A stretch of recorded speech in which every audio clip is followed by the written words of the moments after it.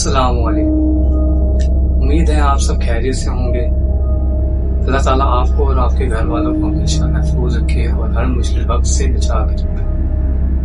आज की कहानी में मैं आपको बताता हूँ एक हकीकी बात जो हम पर खुद गुजरी। ये बात 2012 की बात है, जब मेरे वालिद साहब का ट्रांसफर शहर से गांव में। वो गांव शहर से तकरीबन काफी फासले पर था।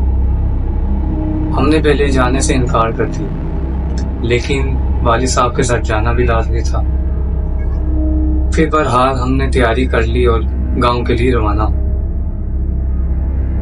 सफर बहुत तवील था, हमें शाम हो गई पहुंचते पहुंचते। जिस गांव में वालिद साहब का ट्रांसफर हुआ, उस गांव की अजीब ही कहानी है। हम जिस घर में रहते थे वो एक पुराने जमाने की हवेली थी। बहरहाल हमने सामान उतारा और अंदर शिफ्ट किया। काफी रात हो चुकी थी तो हम सारे सफाई करके सो गए।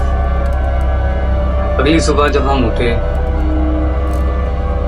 तो लोगों का रवैये, सुनसान गलियां देख के बहुत हैरानी होती थी। अगले दिन से ये चीजें होना शुरू। मुझे जो कमरा मिला था वो घर के सबसे आखिरी वाला कमरा था, जिसकी खिड़की बाहर खेतों की तरफ खुलती थी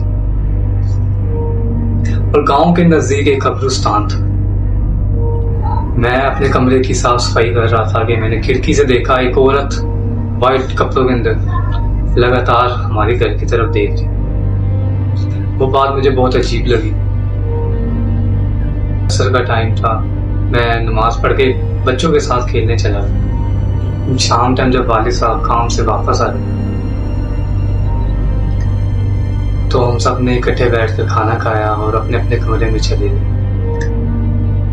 मैं अपने कमरे में बैठा पढ़ रहा था कि मुझे छत से किसी की चलने की आवाज, तो मैं जल्दी से छत की तरफ दौड़ा। मुझे कोई चीज दिखाई नहीं दी, लेकिन एक बात मुझे बहुत अजीब लगी है। वो औरत जो मैंने दोपहर के टाइम दूसरी छत पर देखी थी, वो अभी भी मुसलसल हमारी घर की तरफ देख रही। बहरहाल उसको मैंने इग्नोर किया। फिर मेरी खिड़की बंद थी, अचानक से वो खुली। अचानक से जब वो खुली तो मैं उसकी तरफ गया। कोई चीज नहीं थी, ना कोई फाइल था। मुझे महसूस हुआ कि कोई मुझे देख रहा है। वो वक्त इंतहाई नाजुक वक्त था। मैं डर गया। रात के 2 बज रहे थे।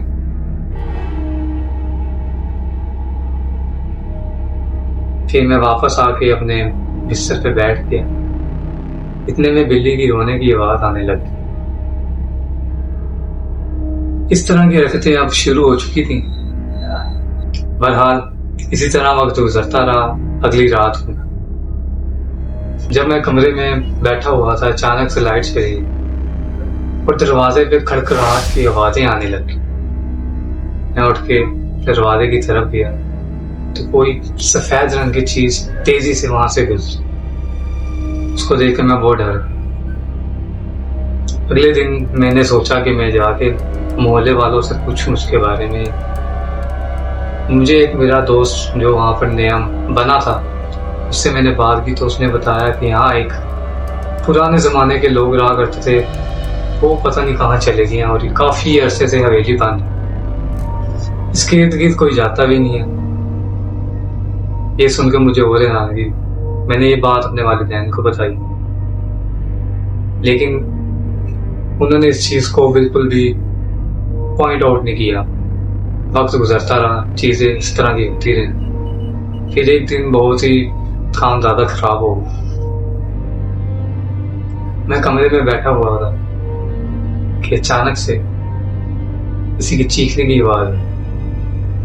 मैंने खिड़की खोली और बाहर की तरफ झांका। कोई चीज नहीं थी।